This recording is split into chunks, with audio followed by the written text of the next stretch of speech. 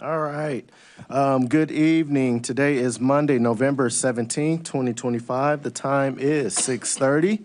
The meeting will come to order for the Cunningham Township Board. Clerk, will you please call the roll? Trustee Wu. Here. Trustee Evans. Here. Thank you. Trustee Hersey. Here. Trustee Colasetti. Here. Trustee Bishop. Trustee Wilkin. Here. Trustee Quisenberry. Mayor Williams. Here. Supervisor Chenoweth. Present.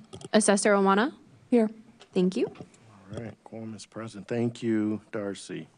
The next item is the approval of minutes. So the approval of minutes for September 29th, 2025, public hearing.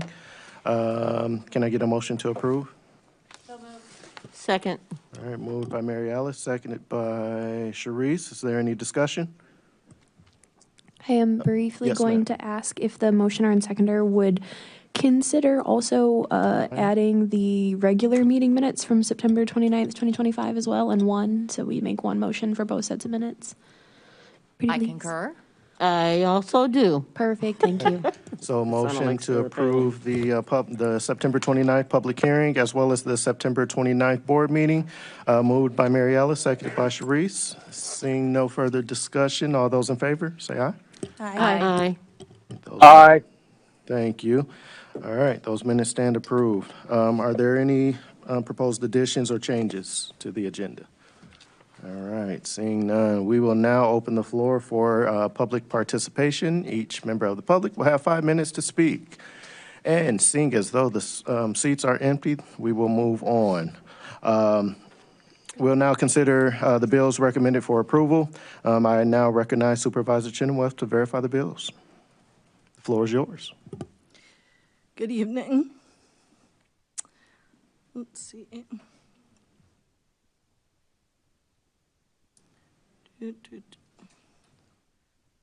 Hold on one sec. Okay. So in the month of October, we had in the town fund expenditures of $53,953.32. In the general assistance fund, we had $221,126.67. Our total expenditures were $275,079.99. And just a point of order, I just sent you an email. You can disregard the email I just sent, which I thought for some reason the packet had the wrong lease, and I was just reading it wrong. The packet has the correct lease. There wasn't a change in the packet. So forgive me on that. Happy to answer any questions you all have about the town bills. All right, no questions? All right, no questions. May I have a motion to approve the town fund and general assistance fund? So moved. Second. All right, moved by Mary Alice, seconded by Grace. Is there any further discussion? All right, Well, under reports, go ahead, I'm sorry. seeing no further discussion for that, all those in favor say aye. Aye. All right, that Aye. passes. Thank you. All right, the supervisor will now present the first quarter financial report. Thank you. No problem. I'm Jackrabbit tonight, I'm That's jumping all ahead. good. That's all good. Okay, so you have the first quarter report of July, August, and September. You will see that in terms of income, we're at a quarter of the year, so this is just the first quarter. Didn't include receipts from October so that we could just look at the quarter. We're at a total income of 25%, which is spot on. With property taxes come in at various levels and rates. You will see SSI reimbursements are low. We will probably not meet our target with SSI reimbursements given federal shutdown, et cetera, but we shall see. You'll see salaries is slightly under the 25%. Administration, very small. The 2% is because it includes property acquisition, so you really should look line by line. We're pretty much on target. Nothing's over 30%. We're right on target with our general assistance expenditures. Usually we run a little bit under, but that's, we're watching that. We're a little bit under on housing assistance. We will see that change with the October expenditures of the CDBG funds. And then our other assistance, you'll see, essentially we're running at 13.8%. Part of these numbers being under 25% is that we have budgeted handsomely for this next year. You will see we're over on utility assistance, but also we are always over on utility assistance in the first quarter because there's no LIHEAP funds. LIHEAP has now started, and we're seeing utility assistance requests go down pretty significantly. So this is a very healthy projection. Looks like we're on target with our various metrics. Because we were generous in budgeting, I think that we probably projected appropriately for a year like this. I'm happy to answer any questions you have about the Q1 report. Thank you, Supervisor. Are there any questions from the board? All right. There are no questions. We will move on to getting the information about the winter shelter. Yeah, and I'm sorry, I skipped over a supervisor's memo. I'm mostly going to talk about the winter shelter. I just wanted to give you a couple of key updates from this last month. So essentially, we are, just to remind you, we're shifting our GA entitlement program. We'll continue to provide transitional assistance for folks applying for TANF for disability. We are transitioning away from basically workforce development as an entitlement. That seems to be, we do have, basically we provide people a packet of job openings, employment and education opportunities, Salt and Light membership, which allows them to work in return for credit, and the SWIFT program, which does have openings for next semester, and it's a paid educational opportunity. So we're kind of trying to redirect folks to that. We do have 16 folks enrolled in our Careers in Motion program. 9 of them are homeless, so we're working on housing. We have not received a signed MOU from the Housing Authority, but it's been assigned, it's basically been passed by both boards. I basically told the staff to go ahead and get leases ready. Leases will come back to this board. I'm hoping the leases are going to come back at the same time the Housing Authority MOU comes back. I went ahead and have started paying for rental assistance. We have internal rental assistance dollars to cover, and I'm limiting it to 3 months, even though we're allowed to do 6 months, just to wait for that MOU. So I think we're able to continue moving, partly because we're government. We do have a savings account, and we do have healthy spending. So we're not, fortunately, we're not, like many organizations in town where really they may be cash poor and not able to expend before they have everything finalized.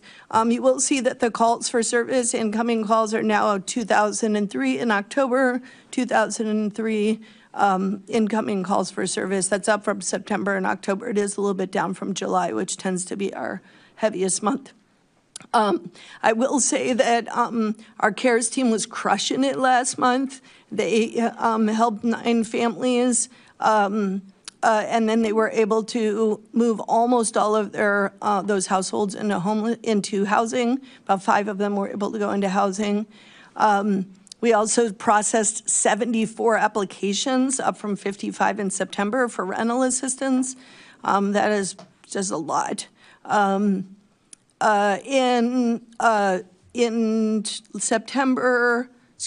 October, we were able to actually help 5 individuals with no subsidy, and 1 person relocate with family, and 1 person housed in assisted living. I will say we're really moving a lot of chronically homeless residents into assisted living. It's something that's very needed, and it takes a long time to thread that needle. I think it's one of the most important things that our CARES team has innovated about, is really developing those one-on-one relationships with assisted living and skilled care for folks with chronic health conditions. Let's see, we are, In the month of October, we moved 2 households in our Housing Navigation and Supportive Services program. One moved into our family shelter program, and one was a reunification. And you'll see in this quarter, we served 24 households with housing navigation only. So housing navigation is what residents get when they're on our wait list. So they're not in housing, they're not in shelter. They're just receiving housing navigation as homeless residents because they're waiting for that housing. It's a really important rapid rehousing tool to basically manage our wait list, try to get folks who have income or friends and family they can stay with or vouchers, moving them into housing quickly rather than coming into our shelter and then going into housing. Bridge to Home team, let's see. We supported 22 households in October, representing 34 individuals. We're going to see that. I'm really dialing down our hotel program. We'll talk about that in a minute with the shelters. And although it is not on this list, we did Bread and Puppet. We had a landlord lunch and learn. It was a very good turnout. We are doing person-to-person contact with local landlords. We met with them and answered all their questions. We went through all of our programs. They got to meet with each case manager who is heading up each program. And we had landlords come up to us afterwards. They also we asked them to give testimony if they have enjoyed working with us, and also give testimony if they have criticism or critique. And so we opened the floor up for all of it, right? The good, bad, and ugly. And the landlords gave a lot of really positive testimony. There were a few bumps that they mentioned, and we talked, and even in those cases, we're like, well, this happened, and this person who had signed the lease refused to move in, and this is how Cunningham Township handled it, and we are happy to continue doing business with you. So, we're taking a different approach. We used to partner with Housing Authority and have joint meetings. We decided to go at it alone, be in the wellness center, we had lunch for folks, which Housing Authority does as well, and just have that person-to-person conversations. We also only allowed folks who could show up in person we didn't have an remote option for people out of country or state. We were really trying to work with our local landlords. So I think that was really a game changer. We had a booth at Pride, and we continued to we did an all-staff training that also included first followers on all of our programs and the way they're shifting so that every staff member across the entire organization knows with the Housing Authority money, the CDBG funds, all the things, that they're really aware of all of the changes within our organization. It was also a dry run for us to start doing more community-based presentations with short presentations for all of our programs. We do flyers and materials. We do about 2 events a month, but we'd really like to be able to do those in person. And I'm trying to connect the managers directly with the community better so that there's more points of contact within the organization. Happy to answer any questions about the memo, and then I can talk about winter shelter. Does that make sense for you all? Is there any, Mary Alice? Thank you, Danielle, for the additional information. I actually had a question not related to the memo, but in tandem. So I know that Martell was working with some of the people who were behind the Station Theater. And we've recently received some information from the police department about the parking garage. I was wondering if you could talk to those 2 items. Let me present on this, because this is the solution to that problem, which I have said to everyone is, so here's the thing, and I'm not speaking specifically to you, but to the community as a whole, right? So if there are people outside and there's no shelter to refer them to, then they will continue to be outside. And what we say at Township, which is born true every day, is you give respect, you get respect. You don't give respect, you don't get respect, right? And so by not providing adequate shelter in this community, we have problems in downtown Champaign, we have problems in downtown Urbana, we have problems in Campus Town, and absolutely, as soon as we provide adequate shelter for people, is much easier for us to hold boundaries because we have a place that people can go to. So street outreach, and I'm meeting with Deshawn and Darius tomorrow at 4 o'clock. We're going to take some next steps in terms of looking at how we coordinate our services. We really appreciate the partnership with the police department. It has been very informal, but on a foot soldier to foot soldier perspective, very effective. It's just that it's not systematic. It doesn't have written agreements. There's not protocols. It's really, it's like collaboration 1.0, and it's time for us to do collaboration 2.0, right? So we're going to meet to discuss that piece. We do not remove folks, and we can't.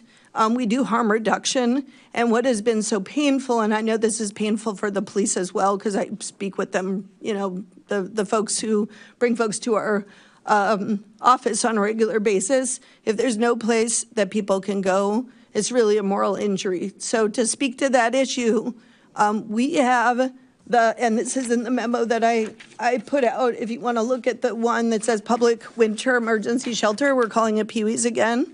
It's not at Public Health. It has a different location. But essentially, we counted and deduped, as of November 4th, 82 residents unsheltered, like not even with strides being at capacity and all shelters full that we're aware of. So we keep a shelter count monthly so we can see exactly where there are beds. Everything is full. I don't have data on Salvation Army. They weren't present, but everyone else is full. So this is adults and children who are unsheltered in Champaign County. It is a very reasonable number. It is also the largest number we have ever seen going into winter, right? It's usually, like I remember when it was 2 or 5 or 12. So if you see people downtown, it's 80, some of them are the 82 residents. Residents tend to congregate where there are services. We also have fewer emergency shelter beds than 10 years ago. Although one-time funding through ARPA is very much appreciated and very needed, and one-time funding through HHI, we don't fund any other public service the way we're funding homeless services. Like nobody else gets funded this way. So we have to have sustainable funding at adequate shelter beds that address the fact that the United States has the highest count of homeless residents it has ever had since they started counting in the 80s, right?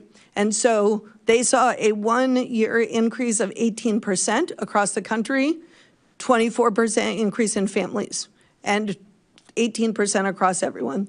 Everybody was floored, and that's looking from 23 to 24. When we look from 24 to 25, when we finally get our 25 numbers, point-in time count numbers from the, which who knows when we will get that, because HUD is whatever, doing HUD, then it will be, I think it will be shocking. I think we will see another jump. So it is not because there are operational issues at Strides.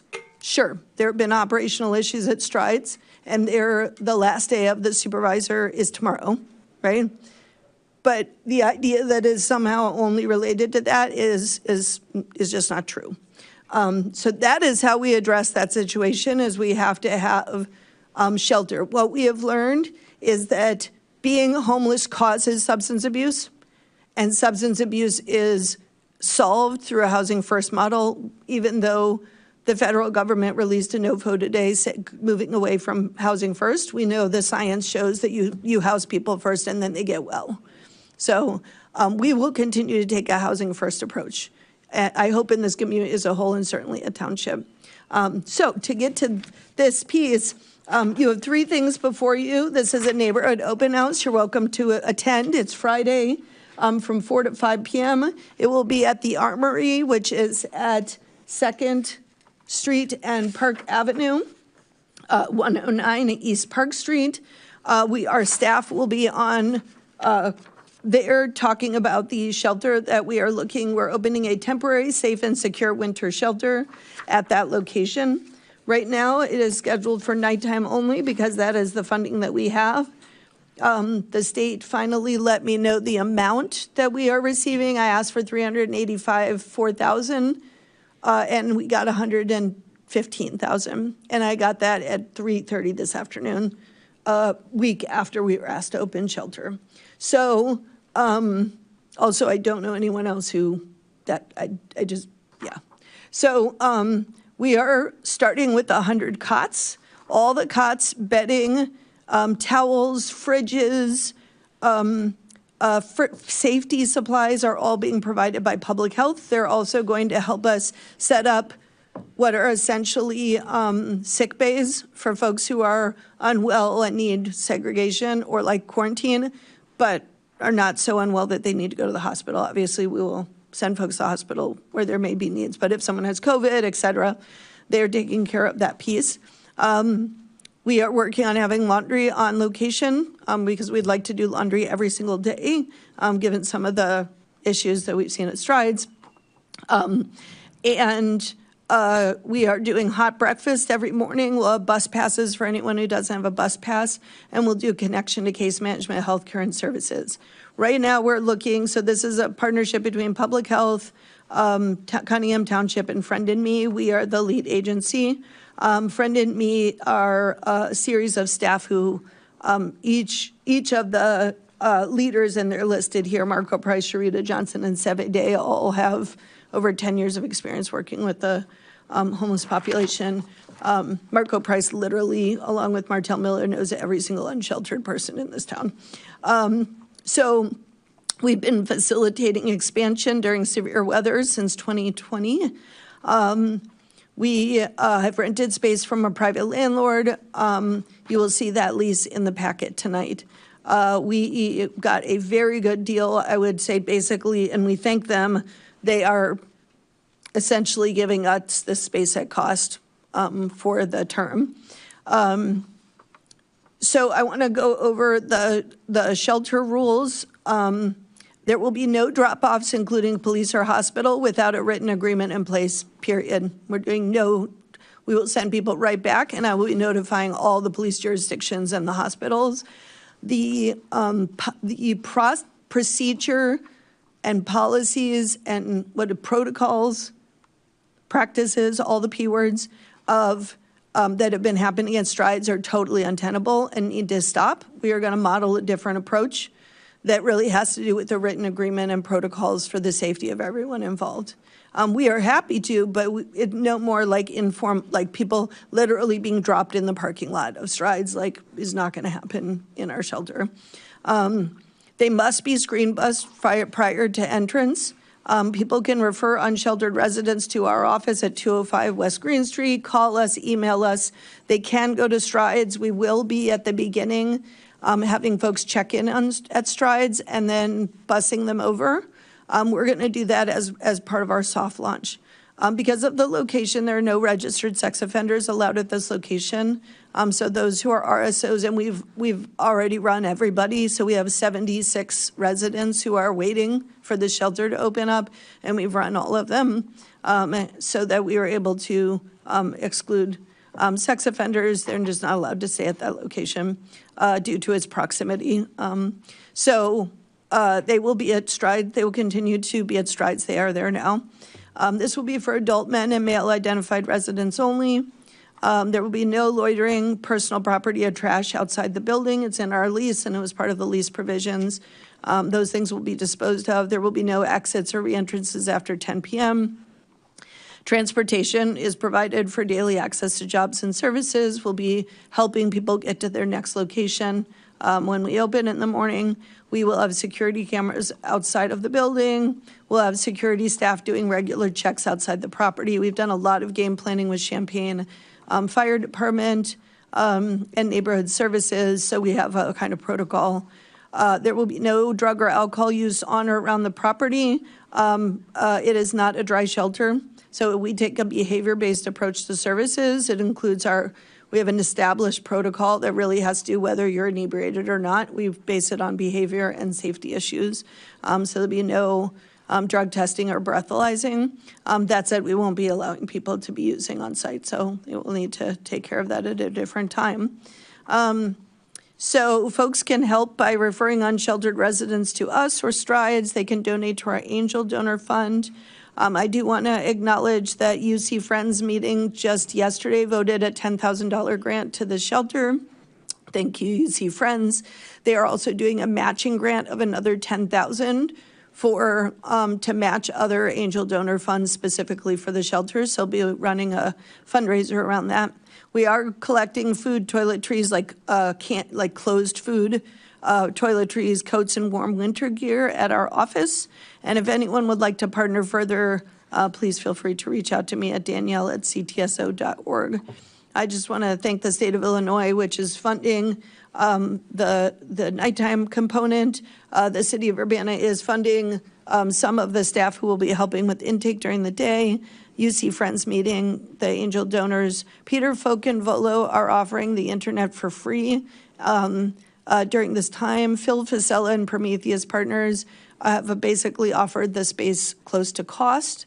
Andrew Fell, architect and design, refuses to allow us to pay him, which when he hears that he will laugh, but he is donating his architectural time. The City of Champaign Neighborhood Services is donating time to go door to door. The fire department has been incredibly helpful and is giving us all of the CO monitors and smoke detectors, and Bev Baker at United Way has been a connector throughout. So I just want to thank those folks in particular, in addition to our partners. And I'm happy to take any questions around the winter shelter. Oh, one more thing is you might say, well, why don't you have it open during the day? And the answer to that is we're going to look and see what we have now that I know what our budget is. We would like to have a drop-in space during the day. We want it to be all genders, all family statuses. We do have RPC is operating a shelter for families in a basement where people have to be out by 7:30. There's a lot of things that are not open at 7:30, so just trying to figure out how to accommodate the large number of people that we're seeing who are outside. So that is to come. The MOU and this announcement is strictly about winter shelter. We're not ready to take the next step during the day. Happy to answer any questions that you have. Darcy. Just very quickly, and this is like from my understanding, someone who may refer. So outside of the township office hours, outside of the Monday through Friday, is Strides the appropriate entity? Correct. And like, will they have someone there for phone? Yes, so I would encourage folks to come to us during the day, and then after our 4:30 time when we close, and we are over lunch, so we open at 8:30 and we close at 4:30. We would encourage folks to go to Strides. We're coordinating closely with them. We are taking their entire wait list, minus RSOs, so I already have been coordinating around that piece. But there will be that 24/7. We are hoping to be able to establish a protocol with police and hospitals and crisis services, fire and others, that could also be used at Strides. So just kind of need that time to work through those relationships, look at other models, and make sure that we're operating with due diligence. I wanted to ask a quick question, and maybe I missed it, and if I did, I apologize. But how will you guys monitor, the folks randomly getting dropped off and things of that nature? Because I know you said you aren't going to receive the random drop-offs. Like, what's the process of monitoring that? And again, this is just for my information. Yeah, so we'll have, so we're going to tell all the jurisdictions that are doing drop-offs at Strides that we're not a drop-off place. I will say in the past, with a few exceptions, they respected that with the public health winter emergency shelter, because we really, at that time, were an extension of Strides, so to speak. We're like, Strides is our low barrier shelter, and then we tap off we kind of are an overflow. So we do have security cameras on the outside, and we have regular walks. So we have staff members with particular posts, and one of the staff members basically walks around, and then during the morning, they're responsible for food.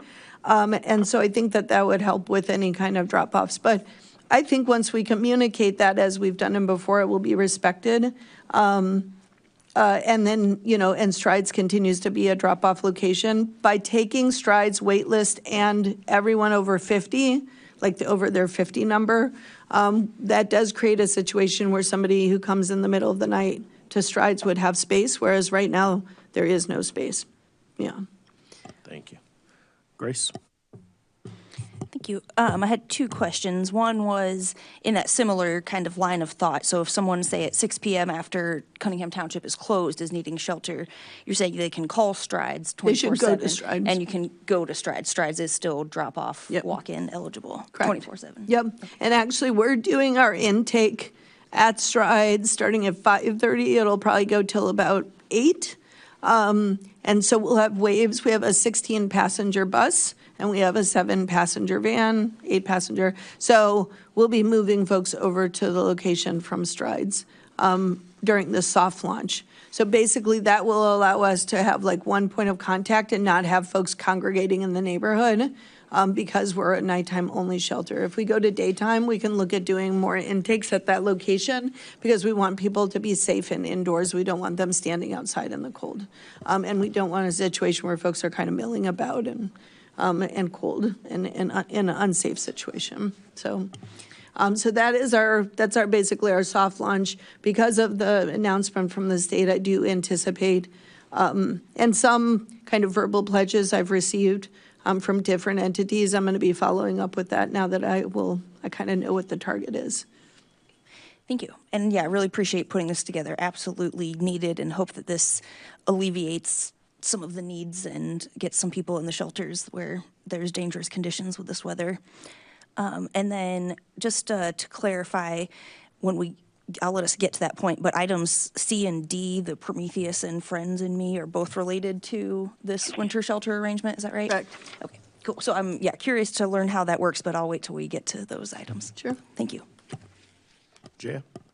Yeah, I also want to echo that note of thanks that this is not the first year that the township has come through to make sure that we are trying to catch as many people as we can. And I appreciate how early this is happening. We've already had, obviously, snow. So I really appreciate all your work on this. I had just a couple quick questions. I understand why we have restrictions in terms of eligibility, but I am a little bit curious of where we are with plans for folks who don't identify as men, and also for folks who are registered sex offenders, because we don't want anybody out on the streets overnight. Yeah. So we are in conversation with 2 organizations who would be well-positioned to provide case management and housing services to RSOs. As of the time of opening of this, Strides will be that location for all genders, right? It will continue to be an all-gender space, and it will continue low-barrier space, and it will continue to accept RSOs. So that's not changing. This is allowing us to tap off basically our street outreach list plus their wait list for male identified folks. We are working, they have 14 spaces for women, and they have 17 folks on their wait list. So we are working on how many folks can we take to free up room. And then how do we move RSOs into a different space? And then we are discussing what kind of the future will look like, because obviously this is temporary, it's not permanent. It comes down to 2 things. And I'm going to be making a request because I think one of the barriers we're really up against is how multi-jurisdictional we are. It is really the primary barrier in this moment. And so we really need some way for all of the municipal bodies to have a conversation around low barrier shelter. And that's one of my requests that I will offer tomorrow. And I've spoken with Champaign about that as well. Everybody's kind of going in their separate directions. They have different ideas. Their ideas may or may not be based in data. I am really asking us to look at data, look at history, and make decisions not based on stories about the homeless, but what the data is saying. I really don't think, and I'm a member of the Continuum of Service Providers, the homeless, that body, and I'm now the chair, that body needs to do a much better job of educating the municipal entities about the history, what that looks like, what it looks like related to the, to the country, how many bed space, how has that bed space changed, what the continuum looks like, all the different aspects, all the way to affordable housing, all of those pieces. I think there's just a lot of, I speak ad nauseum about this every month to you all, right? But I mean, in terms of being able to look at what are our solutions as a community, county, cities, townships, that is really a missing conversation. So everyone's kind of going in that direction. I don't know if that fully answers your question. I feel like it didn't.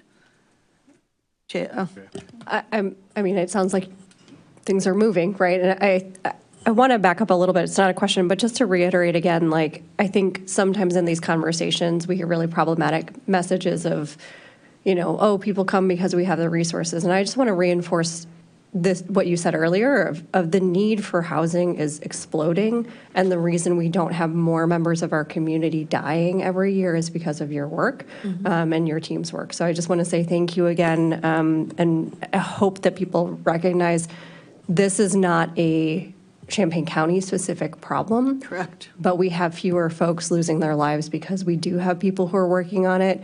I also would say that I think there's a strong appetite from the council, if there was an opportunity for presentation, you know, looking at that other meeting from the continuum of care, because I do think that people need to understand the full magnitude of what we're facing and that this can't just be on the township to fix it.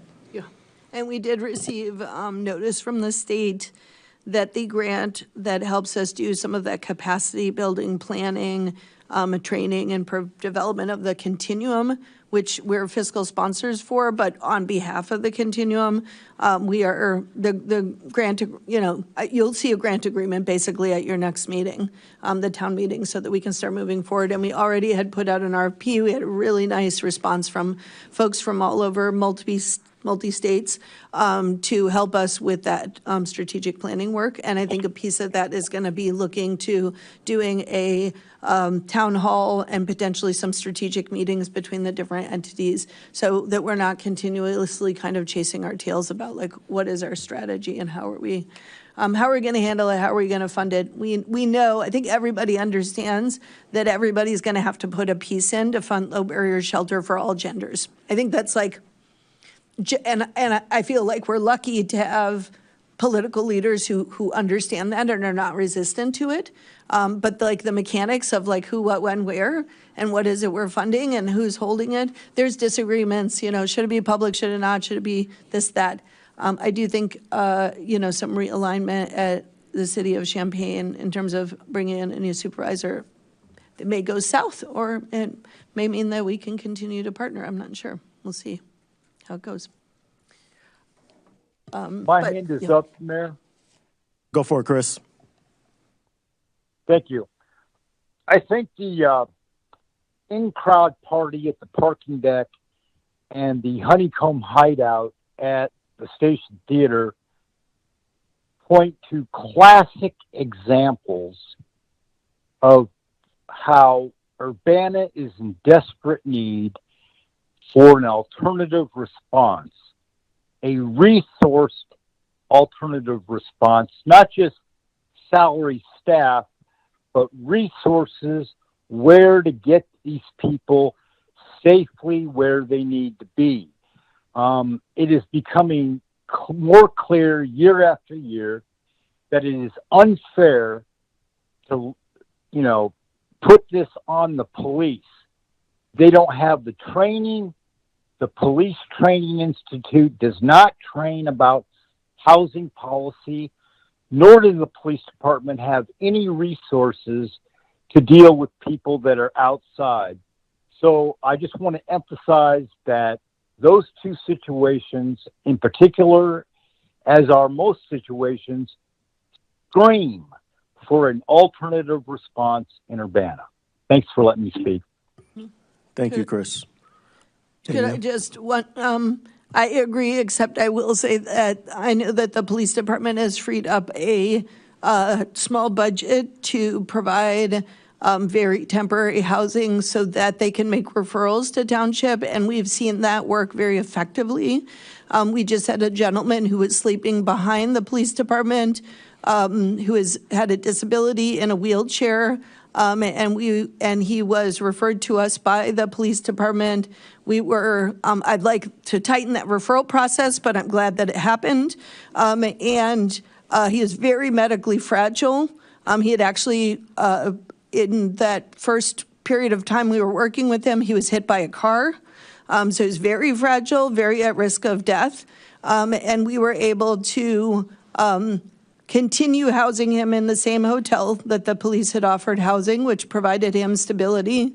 And then we were able to help him apply to assisted living. And so the individual who's listed in the supervisor's memo went into assisted living and is safe. And is able to have his needs met there in a more kind of like medical environment, medically supportive environment. So that's an example of how,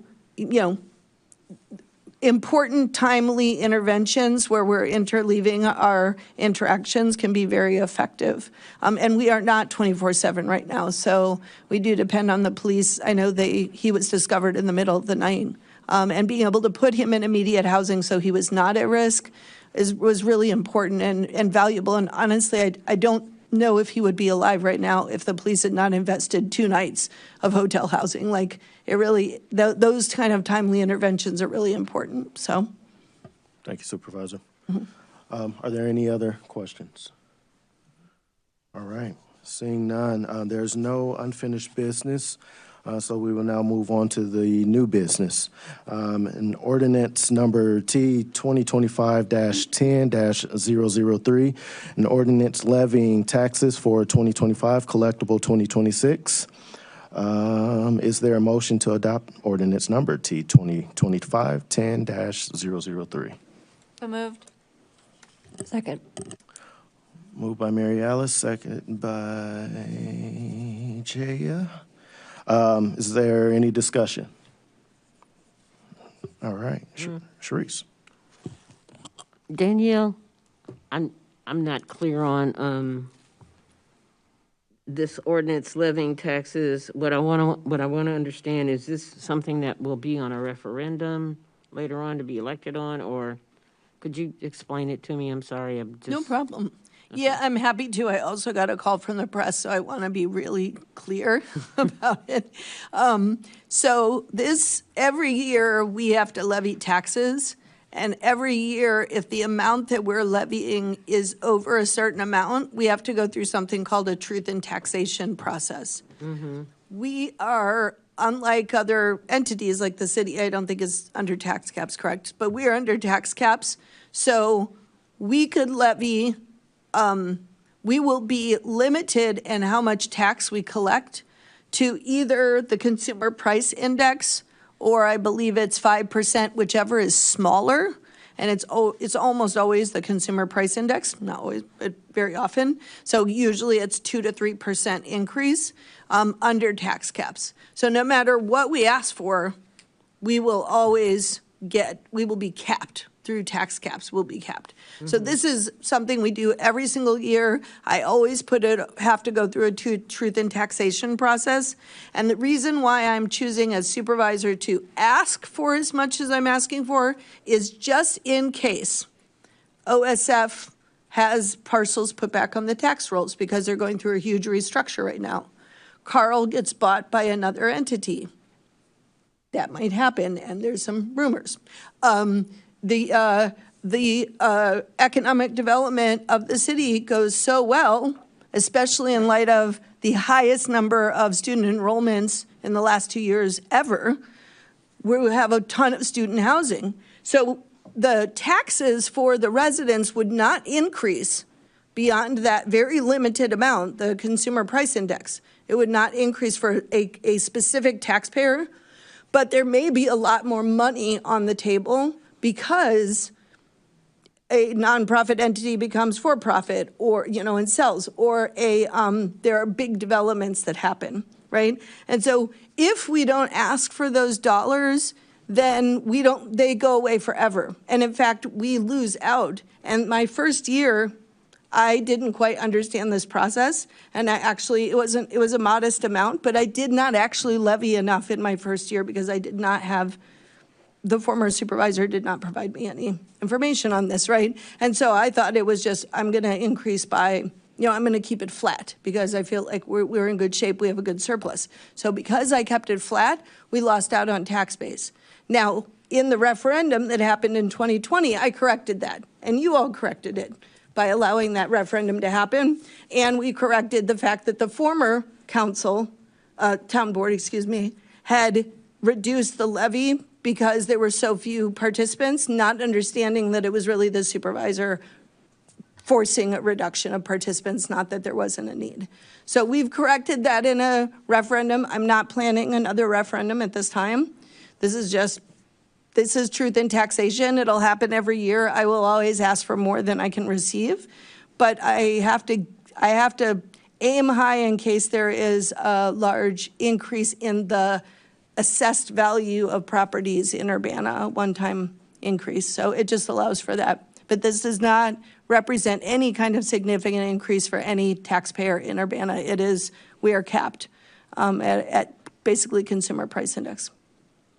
So the 34% that you're asking for is what it's capped at right now? No, it's capped at consumer price index plus whatever the increase in value is. So it'll be that consumer price index, but say a huge building goes up, like where we have USD 116, y'all just demolished US 116. That could be a major development that brings in a lot of tax money at that location.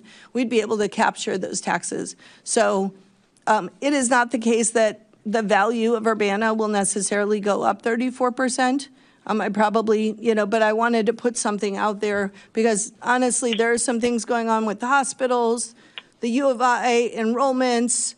We know that when there is a recession, we always see higher enrollments and actually more economic activity in our community because we're a college town. I just felt like it would be safe for us to, put it out there that a larger tax levy this year. Okay, thank you. All right, any additional questions, discussion? All right, seeing none, we have the motion made by Mary Alice, seconded by Jay. Clerk, will you please call the roll? Trustee Wu, Yes. Trustee Evans, Yes. Trustee Hersey, Yes, Trustee Colasetti, Yes. Trustee Wilkin. Yes. Thank you. All right, thank you, that adoption passes. Next, Trustee Quisenberry is here. Mr. Quisenberry. Thank you, James. Thank you, sir. And I would like to vote yes. Thank you. All right, next item, resolution number T 2025-11-020R, a lease agreement with the new Lincoln Square LLC satellite office. Is there a motion to adopt resolution number T 2025-11-020R? So moved? Second. All right, motion made by Mary Alice, seconded by Grace. Is there any discussion? I could just briefly say that this will allow the staff who are currently in a space that has radon levels that are higher than OSHA allowances to be able to relocate into a safe space. We are currently on a mostly work from home because of the radon situation. And this is basically the same square footage. It is a reduction in the rental cost, a significant reduction in rental cost, pretty much same square footage. This would go into effect tomorrow. That lease ends at the end of December. We really do need a month and a half to move things because we have a number of supplies. So we needed that overlap, but overall, we will see a reduction in rent. The other properties we were looking at were not suitable. In particular, one of the properties we were looking at in the center of downtown was not accessible, and it wouldn't accommodate an oversized wheelchair, so we're not able to rent at that location. Thank you, Supervisor. Any additional discussion? Grace? Thank you. So, so you're saying this is just relocating essentially from the other current satellite office? Yes, from we're moving from Beckett Law Office to Lincoln Square, where the baby fold has been. And this is just through the end of May, right? Yeah, right now we're looking at 6 months because we are still looking to consolidate our offices. And so they agreed to a 6-month lease that gives us more time to spec that out. Thank you. All right. Anyone in the cloud area there, do you guys have anything you would like to add? Chris or James? No. All right. Grace, what you got? Sorry, I thought of one more question, and this is just offices, right? Race Street office is still the public-facing place, right? Yeah, so the 205 West Green Street would be our public reception for existing clients. There's no prohibition.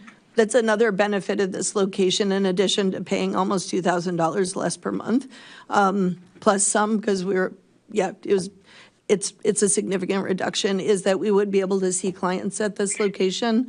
This will not be receiving intake or assessment space at all. It will just be for existing clients. But mostly it is an office space. All right. Seeing no further questions, clerk, will you please call the roll? Trustee Wu, Yes. Trustee Evans, Yes. Trustee Hersey, Yes. Trustee Colasetti, Yes. Trustee Wilkin, Yes. Trustee Quisenberry. Yes. Thank you. Thank you. That adoption passes. All right. Next, we have Resolution T 2025-11-021R, lease agreement with Prometheus Partners, LLC, Winter Shelter. Is there a motion to adopt resolution number T 2025-11-021R? So moved. Second. All right. Moved by Mary Alice, seconded by Sharice. Is there any discussion? Jaya? I think just clarification, I think it's just the order in which items were put into our packet, that it kind of looks like some of the lease pieces got mixed up. So if we can just confirm which resolution goes with which contract, that might be helpful. I think it should be pretty clear, but just looking at it, it kind of seems like the order might be a little bit confused. So like, for example, for the electronic packet, page 59 is the resolution for this, but then what follows 41. is an agreement for Lincoln Square. Yeah, so 59 is the resolution, 41 is the actual lease Okay, agreement. thank you. That's what I assumed, but just want to make sure that we know what we're voting on. Yes, absolutely. Thank you. Grace? I didn't know if you had a presentation on this or if you could explain a little bit about this one and if it's allowed or if there's any relation to the next resolution as Yes, well. so the presentation I gave on winter shelter is relevant to this. So that was kind of the big picture. This is a lease agreement with Prometheus Partners, which owns the Armory at 109 East Park Street. I know it's confusing because you think the Armory is owned by the Armory. It was offered to the city of Champaign for free. They declined. It was then bought by an entity, Prometheus Partners, represents several different folks in the community. I was connected, to them as we were actually told no. We've been seeking space for months and originally heard that this was not an option for us, and then we were able to circle back and answer some of the questions, especially around wet and dry shelter and what shelter would look like, and we're able to come to some agreement. So this represents us paying, there's no other entity renting the space. There is a little bit of cold storage on the south side, that we won't have access to, but otherwise we'll have access to the full space. We're not using exactly 100% of it, but what's so wonderful about this space is that it has 7 showers, including 1 wheelchair accessible shower. It has 9 bathroom stalls.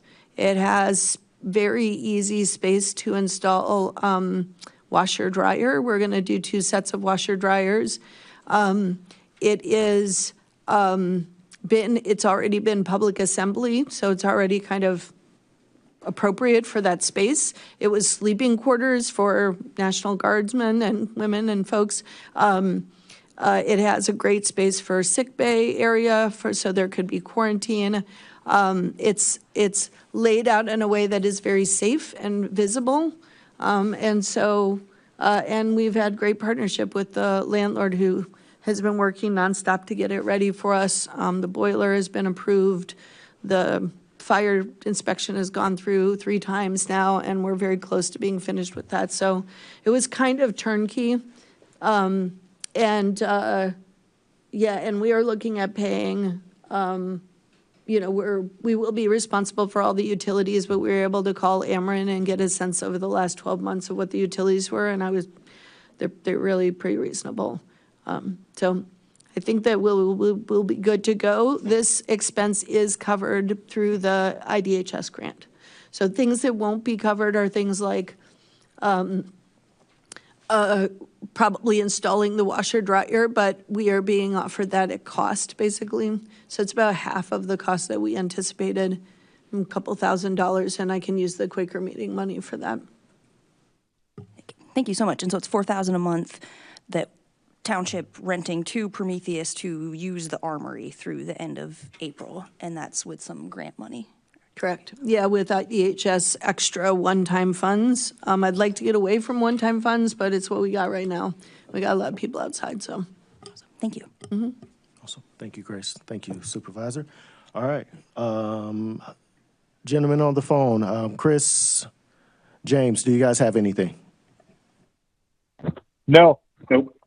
All right, with no further discussion, clerk, will you please call the roll? Trustee Wu, Yes. Trustee Evans, Yes. Trustee Hersey, Yes. Trustee Colasetti, Yes. Trustee Wilkin, Yes. Trustee Quisenberry. Yes. Thank you. All right, thank you, and that motion passes. All right, lastly, resolution number T 2025-11-022R, an MOU with Friend and Me Winter Shelter.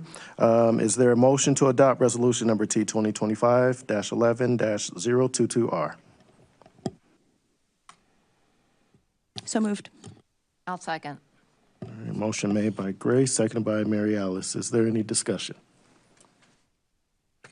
Grace? I guess just kind of similar question, if you could help explain. It sounds like a Friend and Me will be helping to staff and manage, and we're reimbursing per hour for the Armory shelter? Yeah, so Friend and Me has been our partner for pop-up shelter because we don't have the capacity to also, we don't have ongoing expenses, and I don't want to bring on staff members I can't support, so I really need to contract that out. Also, Friend of Me is an organization with a long trusted history of doing this work. I've submitted, we applied for the HHI funding. I had applied for a daytime activity center, and we were funded in part, and the part that we chose to fund was our CARES team, rather than necessarily going further and doing a daytime activity center. So we did shelter together last winter. You might recall we had a similar MOU, it's very similar to the MOU before you, where they provided support for our buddies shelter, which was in hotels, having folks buddy up who have income and then move into housing together, and our Pee-wee's shelter. Both of those shelters, but I would say particularly the Pee-wee's shelter, was very successful. In particular, I really found Friend and Me, which, again, as staff who've been working in this area for a long time, have a lot of relationships with chronically homeless residents. They have an approach to running shelter that is very communal, although enforcing boundaries and rules. For example, the residents they kind of work to help the residents sleep in areas where they feel most comfortable. There's some folks who are very triggered and need to be closer to doors. They really are kind of trauma informed in thinking about that. They invite residents to support with chores. They have chores at night, they have chores in the morning. People contribute to it, have a strong sense of purpose. There's a lot of rapport that is built. It is very much the residents helping each other instead of kind of more of a kind of bureaucratic structure. It tends to be, it's not a militaristic and not a bureaucratic structure, and a lot of shelters are that. That said, when we were, and public health can certainly attest to this, when they were at the public health shelter, which was a smaller shelter, there were just almost no incidents, like the number of calls for service for police, There were a few medical calls. That's going to happen, especially with chronically homeless residents who have medical fragility, and that should happen. But there were just almost no police issues. I think that we had 2 people exited all winter for behavior issues. They just had a phenomenal ability to course correct and work with folks where they are at. So I'm really excited to continue working with them. They also in the summer shelter, and this wasn't even part of our agreement. They basically engaged with the neighborhood around the shelter at Salvation Army, and before we knew it, neighbors were donating toiletries and donating, meal delivery, and really the way that they move is community-based and community organizing-based. They are an almost entirely people of color staff in a space that of social services and homeless services where I think where 62% of homeless residents are African American, and then oftentimes the staff of providers is 10% or less, sometimes 0 in terms of, especially at the leadership level, African American. I think it's really important to support and build up a longstanding group of folks who have been doing it for a long time, who also just have really built rapport with groups. So I'm very excited to work with this team. And I would like us, and I'd be very clear, I would like to see Friend and Me build their capacity to do this, not through Cunningham Township, but to be able to provide this service more independently. So instead of empire building, we really want to facilitate, and grow up, help people build their own organizational capacity. So, but for now, they would be contracted with us. All right. Is there, Mary Alice? Yeah, I think this is an issue with the packet this time. I can't find the actual MOU document online. It's in front of you and in your email. Handout, that's why I couldn't find it online. Yeah, I needed some time to get final legal review. Okay, So, all right. It is very similar to the MOU that you had signed last winter. The changes, all of the changes, it's the same pricing structure, et cetera. The only changes are really around staffing levels because it's going to be a larger shelter, and listing all of the services and some things around security and making sure that it's synced with the lease, like making sure that they don't allow folks to gather outside and gather their things outside. So, but everything under administration and all the other pieces, our roles and responsibilities are all the same as last year. So, Grace? Thank you. I have 2 hopefully quick questions. When they talk about staffing, they just say alert staff. Do they just mean like awake, like not sleeping overnight? yeah, that's the language required by the City of Champaign Fire Department, is that you have to have alert staff who are working on site. And then I was just looking at the timing because it looks like this goes until the end of June. But since it's hourly reimbursement, I imagine that, because I'm looking at the timing with the armory space being leased until the end of April, but also saying that it could continue. Yeah, right? both are the same. Actually, they go till end of April. I'm sorry, I didn't mean to interrupt you. They go till the end of April with the ability to extend to the end of June. Do you see? I was looking at a 2-term on this one.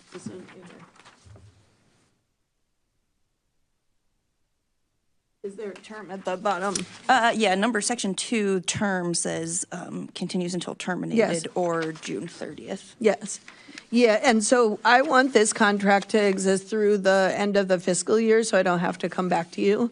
But in terms of the purpose and scope, we've indicated that we're looking to go to April 30th. We both have an out agreement, like let's say we have a 14-day notice in writing under termination, item 4, that allows either party out in 14 days. So if for some reason we didn't need the service or there was another service that sprung up, we would not be necessarily on the hook. And it is by reimbursement and it is hourly, so there isn't a risk there in that situation. Or potentially extend. I guess we could see. Hopefully we don't need it then, but We're seems like gonna options need would it. be terminate, the armory operation stuff in April or when it's warmer, or see about extending both those potentially would be the options at that point, right? The Champaign, their temporary permit is a 180-day permit. That's going to get us to, what is that, about May or so, middle of May. And so there's a lot of moving parts to pull this together. I would like to basically, ideally, I'd just really like to be able to get through the fiscal year. And then we have all of our grants, and all of Stride's grants are all up for renewal in the spring. So there's so many unknowns that, ideally, if we can get us through April into May, we're going to have a much better understanding of where we're at in terms of grant funding and the municipalities coming together with the strategic planning to decide what we're going to do. So, I'll call it stop the bleed. It's a stop the bleed. Which is, I really want to get out of stop the bleed. I think everybody wants to get out of stop the bleed. So we're going to have to orchestrate this. But yeah, well, thank you again for putting this together and, putting these opportunities together with these organizations, and very important at any time that we have shelter, and especially when it's freezing unsafe conditions. So thank you again for all that. I forgot to mention this, it's important, and I forget who mentioned that the story is always that if you build it, they will come. So in our intake documents, we've updated our intake documents to ask the question, when did you first come to Champaign County? Where were you before? How long have you been here? What were the circumstances? And that data is not in HMIS, but it's in our intake docs, because I think it will give us a good sense. And then we can compare it using the Office to Prevent and End Homelessness data that Christine Haley and the state has been gathering, because just like any human beings, there's going to be flow and churn between, that's very natural, and migration is, beautiful and part of what humans do.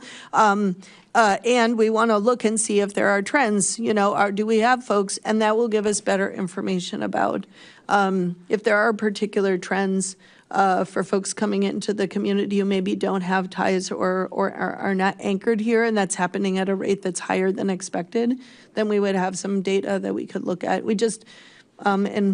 So I want to be data-driven, and we'll be collecting those data points. I'm pretty sure I know what it will look like, because I know what the data is for our existing participants. A lot of folks coming from Danville because Danville closed their shelter, but for years, we shipped everyone to Danville, so it's payback time, you know what I'm saying?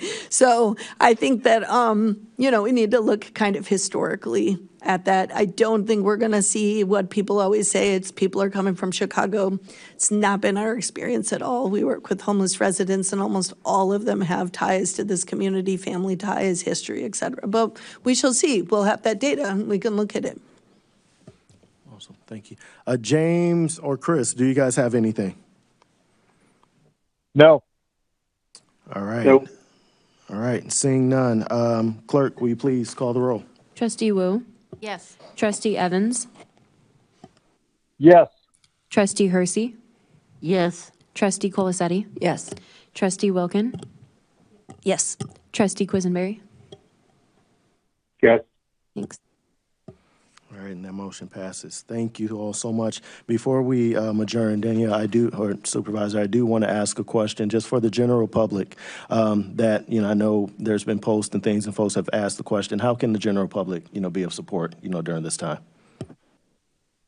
Thank you. I really appreciate the question. First, I want to thank how supportive the public has been. It's just really, every time we have asked for support, we receive it. And so we live in such a generous community. I think the problems that we face have to do with more analysis, structural analysis, and a shift in how the entities think about funding the shelter. But in terms of all of the goodwill, there's just a lot of goodwill in the community. So the way that folks could help is actually on this document that says how you can help. So not only refer unsheltered residents to us, we do have little business cards in the office. Anyone can come and pick them up. I would encourage, and I can bring some for you all. I brought them in the past, but I tell people to keep them in their car or their purse. And then when people ask you for money, say, hey, have you talked to Township, and give out the card. Or when they don't ask for money, they're just hanging out and they seem like they have some needs. It really does help. It can, a friendly face and people kind of welcoming them and making them feel less pushed to the margins really matters. People can donate to our Angel Donor Fund, and a lot of the Angel Donor Fund funds will go to the shelter this winter. So that is at ctso.org. We do accept packaged food, toiletries, coats, and warm winter gear. We're especially looking for plus sizes for coats. I'd really appreciate that. And I'm hoping once we're kind of established in the space, because it's so big and we have I like a big building, we'll have a lot of space. What I'm hoping to do is do a couple of drives. So we can basically do drives for needs like towels and bedding and things like that, so that we're able to help people, the folks that we're working with, and kind of receive those donations. So we're not in a position right now to receive those donations, but once we're established in the center, I'm really looking forward to doing some of those drives. And then there are opportunities if somebody just really would love to be supporting. We don't have a volunteer program. What we have is an internship. It is a paid internship program. And there's just more kind of accountability and structure around that program. And we are going to be leaning heavily on interns to get through this next year. I've got a record number of people who are interested in interning, and I put a healthy budget under there. So that is one way to help out, is to consider doing an internship. Or we could help you hold an event at your faith-based organization or nonprofit to support the Angel Donor Fund, or do a drive, so folks could kind of work independently. We would love to work with you, and people can reach out to me to make that happen. Thank you. Supervisor Chenoweth, Assessor Ivana, thank you all for coming out tonight. With no further business before this board, this meeting is adjourned. We'll take a quick 5-minute transition time. Thank you all.